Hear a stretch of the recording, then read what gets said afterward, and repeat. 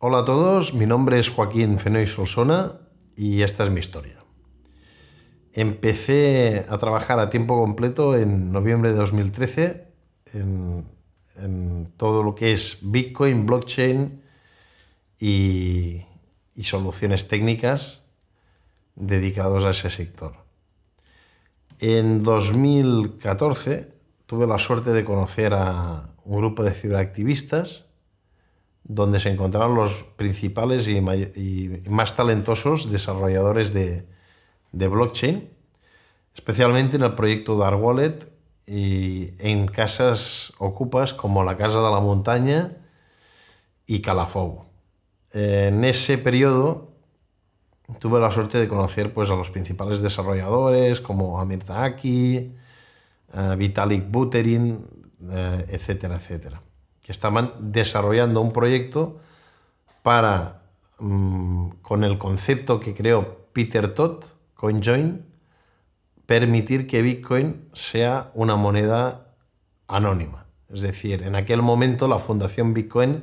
estaba intentando crear una serie de listas negras y boicotear el proyecto, pero gracias a que la innovación va por delante de la regulación, estos técnicos permitieron que Bitcoin sea hoy en día lo que es, para lo bueno y para lo malo. Posteriormente me dediqué con la marcha de estos grandes desarrolladores de Barcelona, me dediqué a promocionar a nivel comercial un prototipo de cajero que se estaba diseñando en Barcelona. Allí conseguí dos clientes potenciales que los dos quisieron crear una red de cajeros. Uno eran los hermanos Miguel Ángel y Jordi Alcaraz, y el otro era Miguel Ángel Pavón y su hijo Néstor, a los cuales les vendí a ambos sus dos primeros cajeros de Bitcoin de esos prototipos que lanzamos. Más adelante ya ahondaré sobre la figura de estos personajes. Coincidimos, yo me mudé a Sant Cugat del Vallès, en esa de Creápolis, en marzo de 2015, justo después del Mobile World Congress, como director técnico y socio al 15% de BitChain, una empresa que estaba dedicada a desarrollar la línea de cajeros que se había iniciado con ese otro grupo de emprendedores que habían ido a Silicon Valley para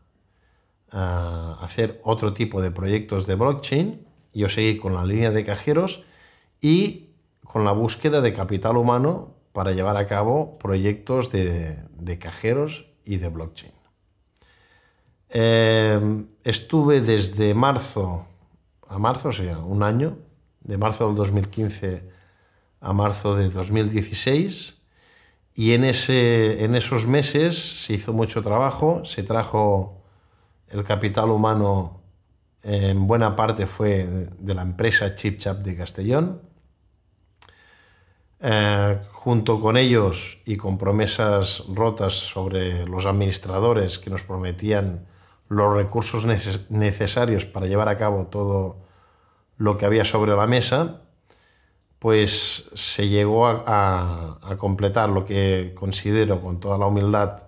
el cajero más sólido de Bitcoins en cuanto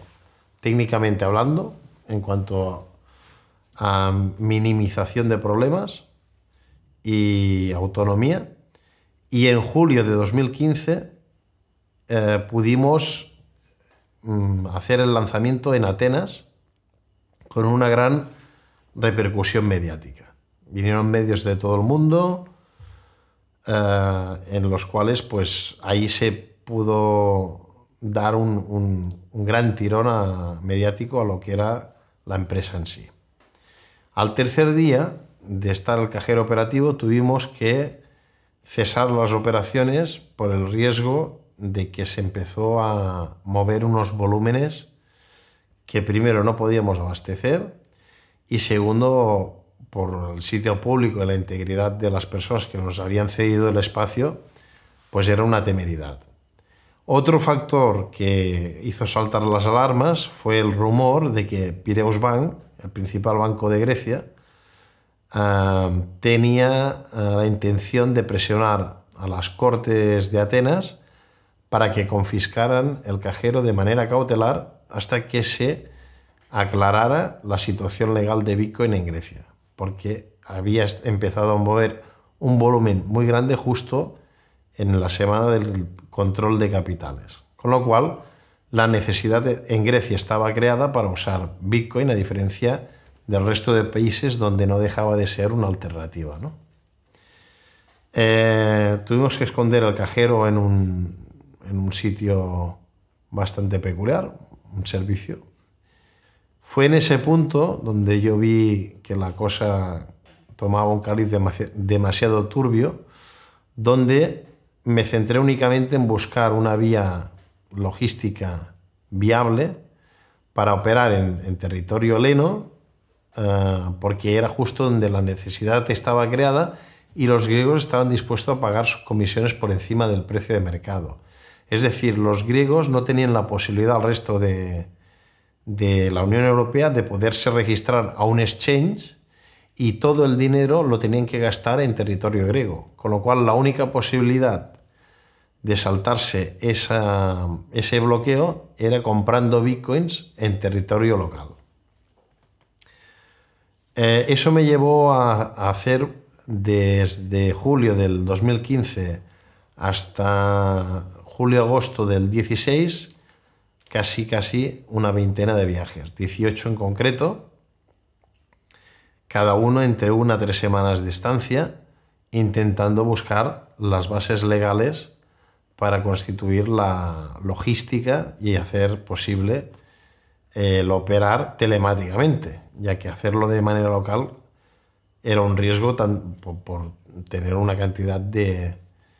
efectivo que era un riesgo tanto para mí como para la operativa en sí. A partir de 2016, la empresa en la que yo estaba, BitChain, unos meses antes había recibido un crédito participativo de 180.000 euros por parte de unos inversores, y justo el día antes, donde los administradores de la empresa creían que iban a recibir una ampliación de capital de 5 millones de euros, se simuló que yo había robado del panel de gestión de ChipChap. Afortunadamente lo hicieron con sus limitaciones técnicas, lo cual pude demostrar y dejar retratado que en ningún modo había podido ser yo el autor de dar esa orden. Y de hecho el 28 de septiembre de 2018 esa causa se ha archivado en el juzgado de Rubí. La otra causa de los 180.000 euros llegará el juicio en mayo de 2019, es decir, 4 años y 2 meses después de los hechos. Bueno, en junio de 2016 empecé a trabajar para Miguel Ángel Pavón y su hijo Néstor para seguir la línea y los contactos que había hecho en los viajes anteriores en Atenas. Ese mes me sirvió para darme cuenta de que lo único que pretendían era quedarse con la cartera de clientes, los contactos que había podido hacer en esa etapa y el modelo de negocio. Así que en solo un mes, cotizado en esa empresa, decidí dejar la compañía y quedé, digamos, con mis recursos propios, modestos en aquel momento, siguiendo la línea de intentar replicar operaciones en Grecia. Todo esto fue llevando a que hubiera unos meses de tranquilidad hasta inicios de 2017, donde una cierta inversión, aparte de la mía propia, es decir, nunca se podía proveer la demanda que había en Grecia, al menos por las vías que seguíamos siempre a través de la aplicación Bikerme, que es una aplicación que a los 6 días se autodestruyen los mensajes, y era el operativo que se usaba para decir hay tanta demanda y si puedes implicarte hasta cierta cantidad, pues hay cierta comisión, ¿no? A principios de 2017 estuve empezando a mover algún volumen superior, que no era ya dinero mío, sino dinero ajeno, aparte del mío. Y la locura empezó a partir de abril, donde el Bitcoin se dobló prácticamente de precio. De 600 se pasó a 1.200 euros. Y en mayo y junio ya empezaron a ser cantidades muy grandes, es decir, cantidades de cientos de miles de euros. Antes del fork de Bitcoin Cash, a finales de julio de 2017, el dinero que llegué a gestionar propio y ajeno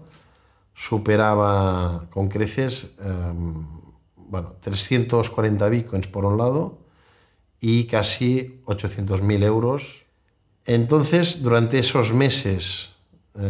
que nunca se había movido ese volumen y nunca el precio de Bitcoin había hecho ese incremento tan exponencial, digamos, estaba sobrepasado a nivel de horarios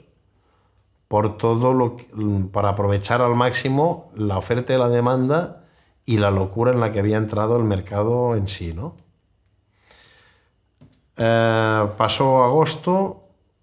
En agosto ya se empezaron a través de esta aplicación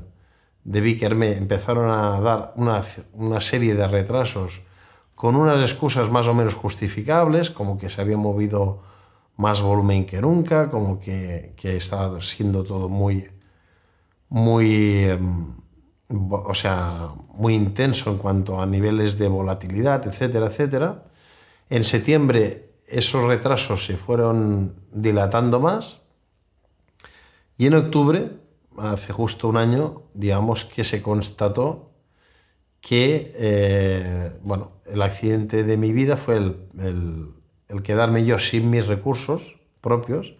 que ascendían a 88 bitcoins, más el capital que se me había dado a gestionar de terceros. Es en aquel momento donde se constata eso, porque las excusas ya eran insostenibles y ya dejaron de dar excusas a simplemente mostrar silencio, cuando yo me doy cuenta de que me la han metido doblada y empiezo a tirar del hilo hasta donde yo pueda llegar. Veo que puede haber una posible conexión o no, eso está por ver. A finales de julio de 2017 se detiene Alexander Vinnik en Grecia, persona a la cual nunca he tenido trato, pero sí es cierto que se ha documentado y se ha extraditado a esta persona a Estados Unidos por un fraude de más de 4.500 millones de dólares en bitcoins desde 2011 y está vinculado a BTC y a la Deep Web, ¿no? Justamente es cuando empiezan a haber esa serie de retrasos. Pero todo esto son, digamos, indicios que no son pruebas. Lo que son pruebas es lo que os comentaré a continuación. Es decir, lo que es indemostrable es quién metió la mano en esa cadena de custodia, si la metió afectado por lo que le pasó a Alexander Vinnik o aprovechó ese accidente para justificar que ese puede ser uno de los motivos. Pero sea como fuera, una vez arruinado yo y personas que me habían confiado su capital, me pongo a intentar darle la vuelta y descubro que entre esas personas, porque el comercial que me proveyó de clientes totalmente legítimos, pero algunos muy turbios, cegado por las comisiones que se estaban pagando y los volúmenes que se estaban ejerciendo en aquel momento, esa persona, ese comercial que empezó a colaborar conmigo en abril-mayo, que fue cuando está documentado también por los extractos bancarios, esos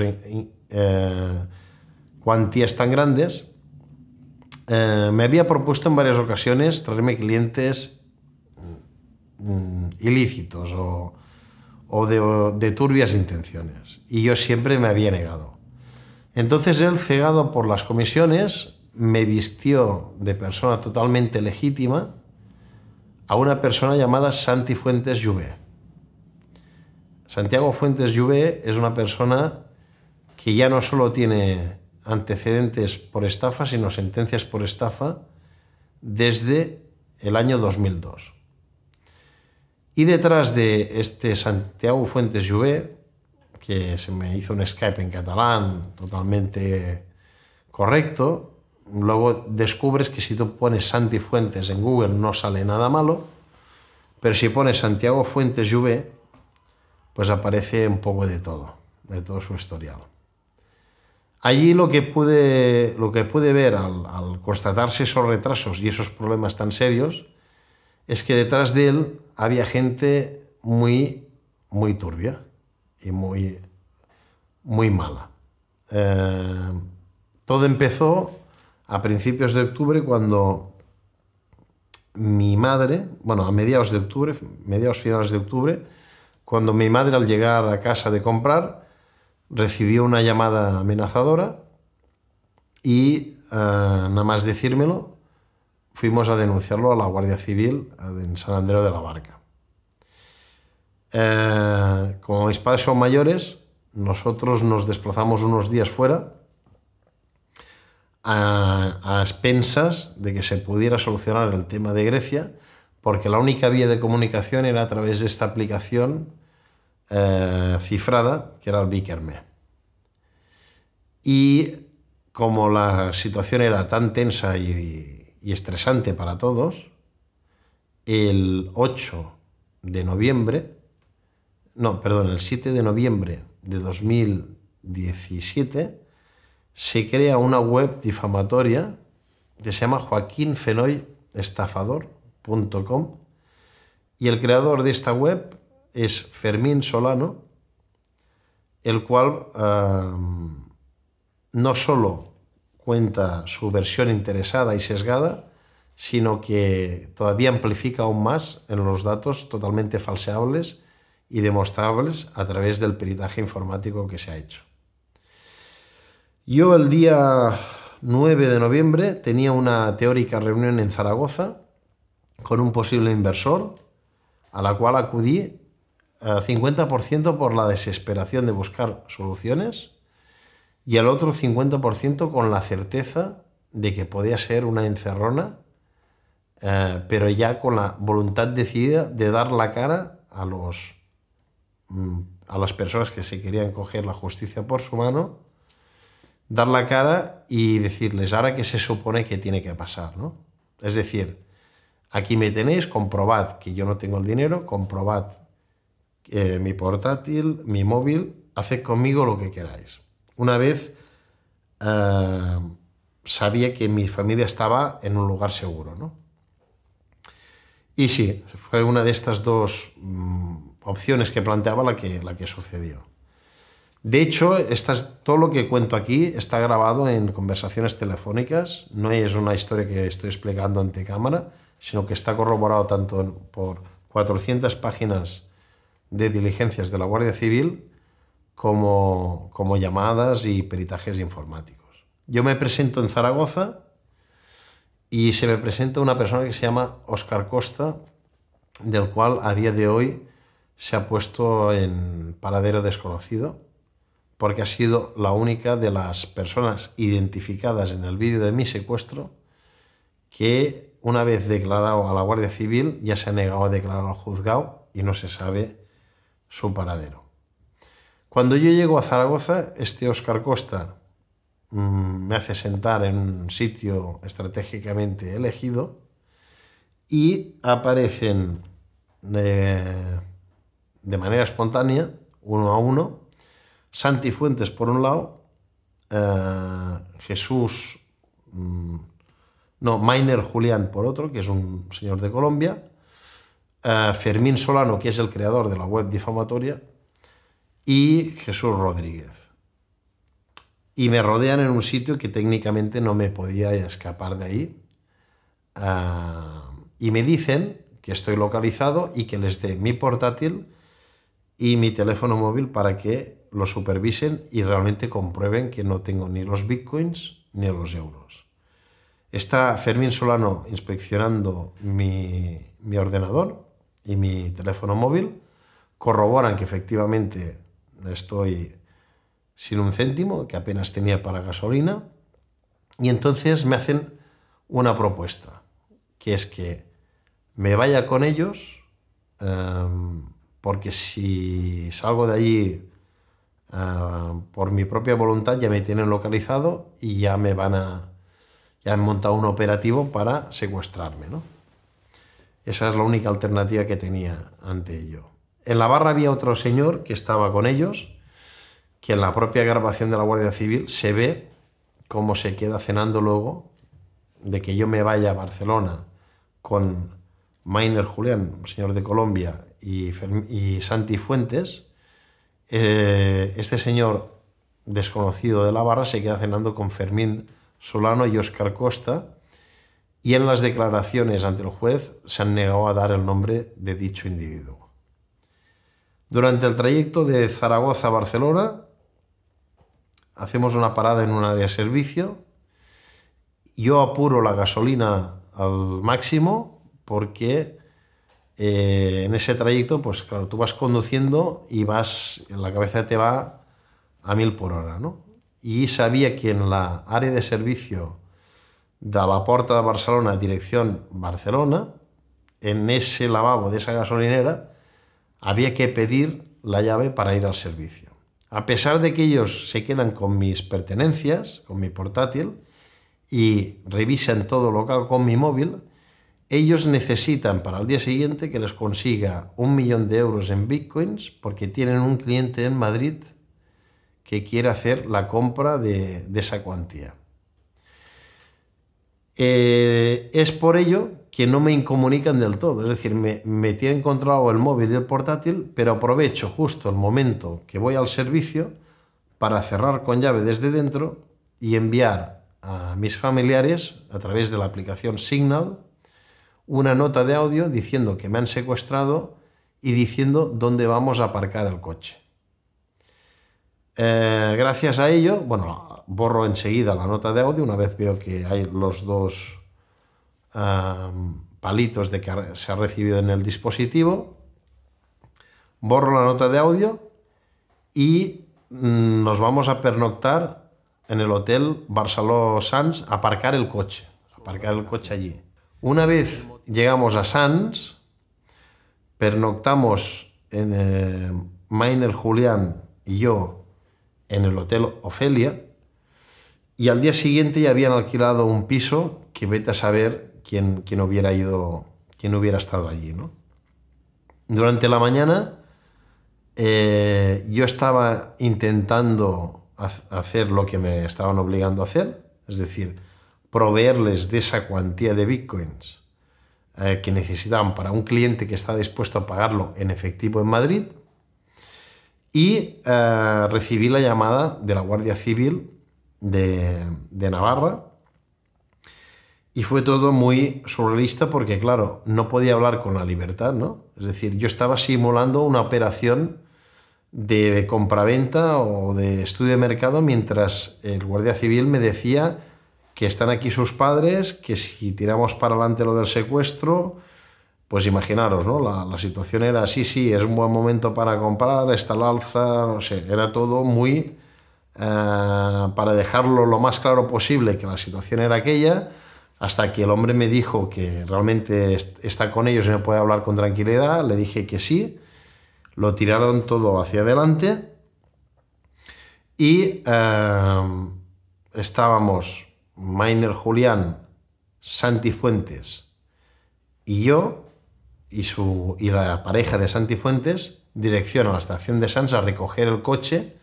dirección a un piso que habían alquilado, donde allí vete a saber quién podía estar esperando, ¿no? Y fue en ese instante donde me decían, ya te esperamos aquí en la barra, en la rampa de bajada del parking, que les dije yo, no, mejor, como la pareja de Santi Fuentes lleva un gran maletín, digo, mejor subimos por el hotel y subimos con el ascensor, ¿no? Y fue allí donde había un coche enfrente del mío, ¿no? Y dije, qué mala suerte, ahora hay un tipo bloqueando la salida, ¿no? Con todo el estrés que llevábamos acumulados desde la noche anterior. Entonces, al acercarnos al coche y decirles que se apartara, ese señor dice, ¿qué es este coche granate? Digo, sí, que tenemos prisa, etcétera, etcétera. Vimos que no se apartaba, ni apagaba el motor, ni nada. Uno de ellos casi lo increpó a través del cristal, porque diciéndole que tenía prisa, y entonces apagó el motor. Y entonces al apagar el motor salió y enseñó su placa de Guardia Civil y ahí apareció todo el operativo que por suerte me liberó y me salvó la vida, ¿no? Al cual nunca tendré suficientemente palabras de agradecimiento por todo lo que hicieron en aquel momento.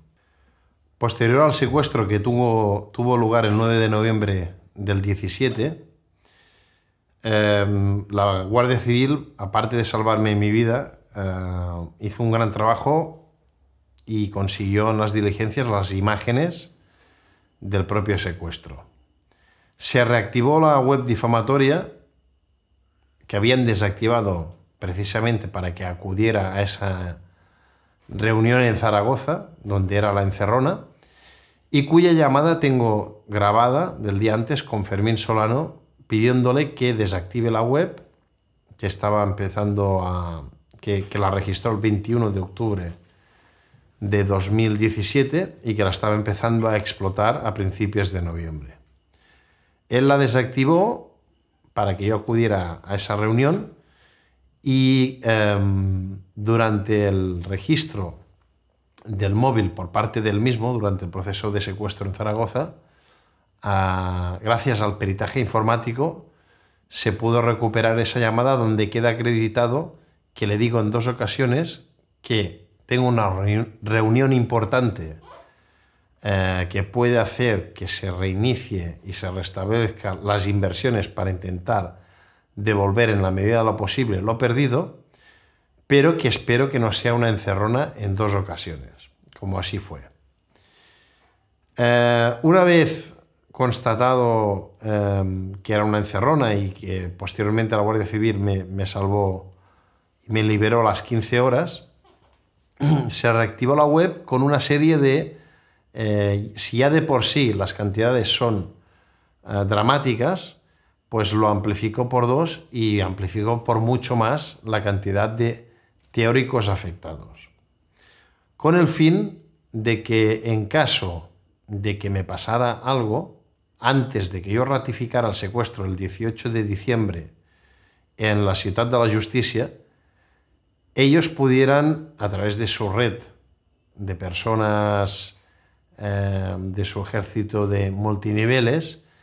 crear una serie de falsas denuncias, y esa es mi opinión, documentada en gran medida, para eternizar el proceso judicial. Tengo que agradecer también tanto a Mossos d'Esquadra como a Guardia Civil y como a otros servicios públicos del Estado la protección que me brindaron el día que fui a ratificar el secuestro, porque realmente estaba en un periodo de máximo riesgo, ya que se hacía percibir que lo que pretendían era eliminarme. Pude entrar por la rampa de detenidos de manera, digamos, oculta, y el propio abogado de la parte de los secuestradores, ¿cuál fue su sorpresa al verme dentro? Que, bueno, recriminó que casi perdía el tren de vuelta, ¿no? No esperaba ni siquiera que llegara a los juzgados. La declaración duró unas 2 horas. Aparte de la secretaria judicial, acudió el juez y posteriormente a eso siguieron las presiones y desde noviembre, primeros de noviembre de 2017 hasta la actualidad, tanto yo como mi familia nos hemos visto forzados, no por algo ilegal, no en huida de la justicia, sino en huida de mafias que extorsionan y que secuestran a gente, a vivir en la clandestinidad y mermados tanto moral como económicamente por culpa de esta gente. El motivo de este rodaje es para dejar testimonio de esta situación tan dramática y también para pedir que el proceso judicial sea lo más rápido posible para que la justicia dé dicha cuenta de todo lo documentado y acaecido en este año que está siendo muy dramático tanto para mí como para mi familia. En la parte constructiva ante un problema tan grande, lo único que te queda cuando lo pierdes todo es tu experiencia y tus conocimientos. Y gracias a ello, gracias a gente que he conocido en estos más de 5 años en el mundo de Bitcoin y blockchain, gente a la que en su día también ayudé de manera desinteresada, pues hemos creado un proyecto que, sin querer sonar a presuntuoso, creemos que tiene un potencial importante y que puede generar los ingresos suficientes como para devolver el dinero perdido a los inversores legítimos. De esta nueva empresa yo tengo el 21,5%, del cual irá íntegramente todos sus beneficios hasta cubrir dicha deuda a los afectados. También quiero decir que en octubre, noviembre de 2017, previo al secuestro, Miguel Pavón envió unos mensajes diciéndome y advirtiéndome que habían ido unos colombianos preguntando por mí y que si no le enviaba un Bitcoin en aquel momento, como había trabajado un mes para él y tenía una nómina, le iba a dar la dirección de casa de mis padres a esos colombianos. También dijo que eran clientes suyos desde hacía más de 2 años. Cuando apareció la página web, también se jactó y dijo que, mira, eres famoso, tanto él como su hijo Néstor. Este señor, al cabo de 1 mes y medio, salió en el periódico Confidencial conforme había estafado 4,6 millones de euros en una demanda que le hicieron inversores afectados. Al cabo de 2 semanas, Fermín Solano, el creador de la página web, contactó con una periodista, Júlia Manresa, del diari Ara, dándole su versión interesada y sesgada de lo que había pasado, diciendo que yo estaba fugado de la justicia desde noviembre de 2017. Entonces, Júlia Manresa, del diari Ara, publicó mi nombre y apellidos completos y Fermín Solano lo dejó en el seudónimo F.S, acusándome de un fraude millonario. Un emprendedor catalán comete un fraude millonario en bitcoins. Esta chica no cometió el error periodístico de no contrastar la noticia conmigo, a la cual, una vez se hizo pública, evidentemente yo llamé al periódico y contacté con ella. A los 2 días emitió mi versión, pero menos extensa en cuanto a porcentaje de papel o de caracteres.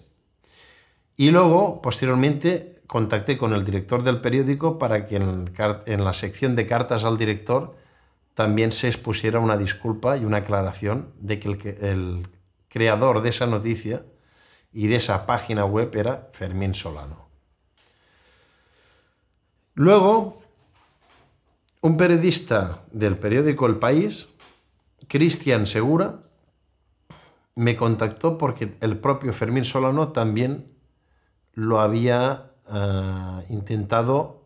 captar desde su punto de vista interesado y sesgado, es decir, dando la información que a él le interesaba dar. En cambio, él hizo el trabajo de conseguir mi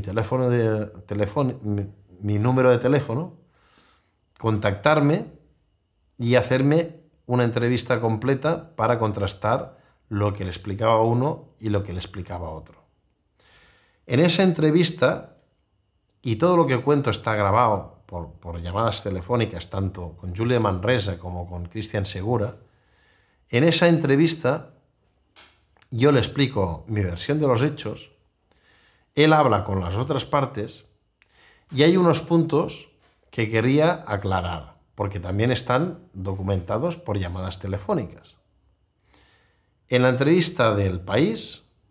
de las partes negativas que me afectan a mí, se dice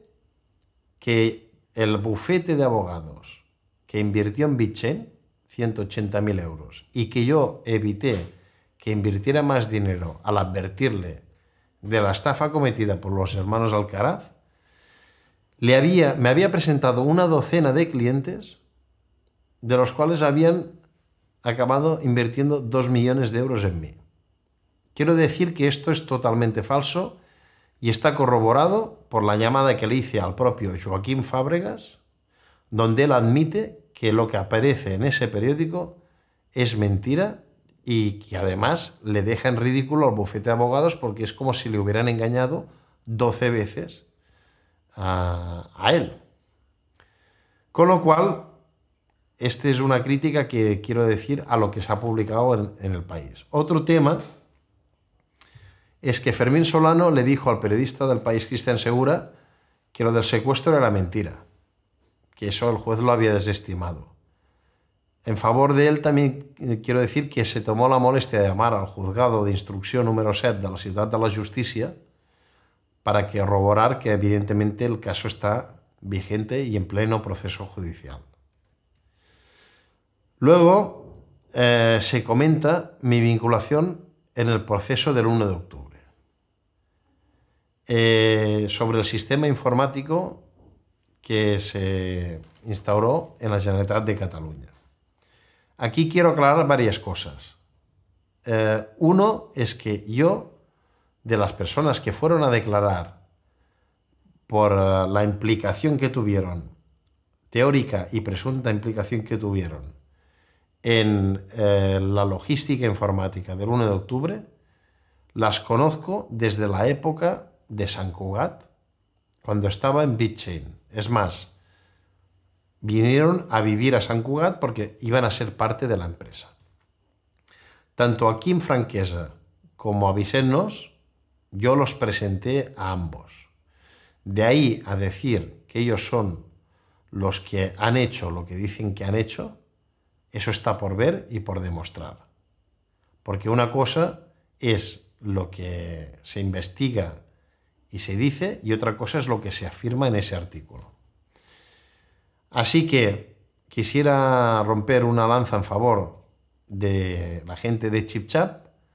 de las cuales conozco desde hace muchos años y sé que son chicos que nunca se meterían en problemas de una envergadura política o que les supusiera un quebradero de cabeza tanto legal como mediático, y que lo que más les molesta es que de todas sus grandes creaciones informáticas se les recuerde o se les posicione en Google por un tema político de los cuales ellos son totalmente apolíticos y, digamos, a nivel, me atrevería a decir, antisistema establecido. Así que ahí se hizo un mix mediático donde se puso mi historia documentada con el proceso en plena ebullición y con unos indicios que hicieron que esa noticia, por un lado, diera mi versión de los hechos, pero por otro, se me acusara de cosas que quería matizar. Una, que yo presenté a Quim Franquesa y a Vicent Nos, que han tenido que ir a declarar por el tema del 1 de octubre,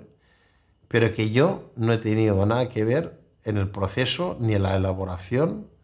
del sistema informático del 1 de octubre y no creo que ellos tampoco, al menos Vicent Nos, no tenga nada que ver en un tema de complicarse la vida en ese sentido, hasta donde yo lo conozco. Pero bueno, eso está por ver y eso ya dará dicha cuenta a la justicia, pero desde aquí quería dar mi opinión y aclarar ese punto en ese concepto tan grave. Sobre Miguel Pavón, el 30 de abril de 2018 presenté una demanda en la Comandancia de la Guardia Civil de Barcelona hacia Verónica Lorente, propietaria de una cuenta de la Caixa que gestionaba en la plataforma Local Bitcoins con el nombre de usuario Funky Store. Esta tal Verónica Lorente trabajaba con Edward Mattox, que colaboraba directamente con Miguel Pavón, como así ha quedado acreditado tanto en WhatsApps como en conversaciones telefónicas. Al cometerse ese fraude de 40.000 euros el 28 de julio de 2017 y constatarse con los días, porque no llegaron ni han llegado ni los euros ni los bitcoins, que en aquel momento tenían un precio de mercado de 2.450 euros, interpuse la demanda el 30 de abril y esta demanda está tramitada en la Comandancia de la Guardia Civil de Sant Andreu de la Barca y está gestionada por la sección de delitos económicos. Espero que tanto yo como mi familia podamos recuperar la normalidad lo antes posible y que este documento sirva para que todo lo que aquí cuente podáis corroborarlo con todas las pruebas que serán suministradas de manera en páginas web, para que tengáis elementos de juicio y no os quedéis solo con lo que aquí una persona puede contar.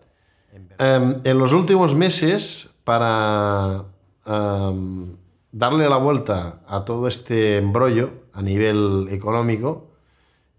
algunos de los afectados directos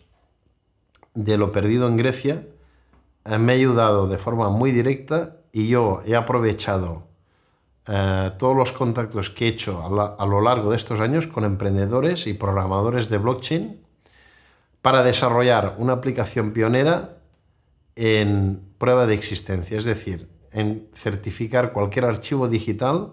o contenido web de manera perpetua en la blockchain de Bitcoin. Esto permitirá, aparte de que en mi caso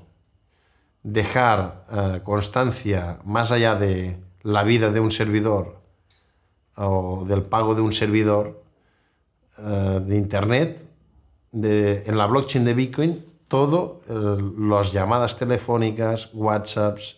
contenidos webs, etcétera, etcétera, que uno se pueda imaginar. Y es aplicable a muchos campos, es decir, la lista de posibilidades es infinita porque puedes certificar cualquier tipo de cosas. Si alguien te difama en internet, por un precio muy bajo, puedes tener documentado y complementarlo luego con los sistemas tradicionales, pero ningún perito informático te podrá negar que tal día, tal hora, en esa dirección web, esa era la captura del contenido que había en ella. Así que, sin más, espero que se haga justicia y que todo lo pasado no caiga en saco roto. La primera versión de la web difamatoria se ofrecía una recompensa por información sobre mi paradero de 500 euros, lo cual constituye otro delito de amenazas por parte de Fermín Solano. A pesar de que él lo haya borrado, hay constancia y está documentado en el peritaje informático, así como en la blockchain de Bitcoin, que te permite certificar cualquier archivo digital o contenido web. Por otro lado, estos días se ha presentado en sociedad en Andorra dicha plataforma de certificación y no han tardado nada los individuos que participaron en el secuestro en intentar desacreditar su funcionamiento. De hecho, el día que colgamos la primera demo, en marzo de 2018, 3 personas, no tardaron ni 12 horas porque la hice desde mi canal de YouTube, en tratar de boicotear y difamar dicha aplicación, que evidentemente ahí está para quien quiera probar su valía o no. Estas 3 personas fueron Fermín Solano, Guillermo Mancho Cantero, que fue la persona que conozco desde 2013 del tema de minería y que me preparó la encerrona del bar de Zaragoza, al fiarme de él. Y también Santiago Fuentes, Jouvet, que aparte de escribir una frase también menospreciando el producto, la hizo en tono amenazadora y con ello quebrantó la orden de alejamiento y de prohibición de comunicación que tenía desde el día que los detuvieron a raíz de mi secuestro en el hotel Barceló Sants, donde me liberó la Guardia Civil. Si de algo tiene que servir toda esta desgracia que estoy viviendo yo y mi familia, es para, primero, a los afectados que se han tomado este accidente desde un punto de vista constructivo, agradecerles la confianza y mi voluntad más decidida a que así acabe siendo. A los que se lo han tomado por la parte más destructiva, espero que la justicia dé dicha cuenta y también el juicio social también se acuerde de ellos por sus actos. Y a toda la gente que está metido o se está iniciando en el criptomundo, que tenga mucho cuidado con todo lo que se ofrece en él. Que no hay, que la palabra ICO es una palabra que, de ser de un origen totalmente legítimo, hoy en día se ha prostituido prácticamente,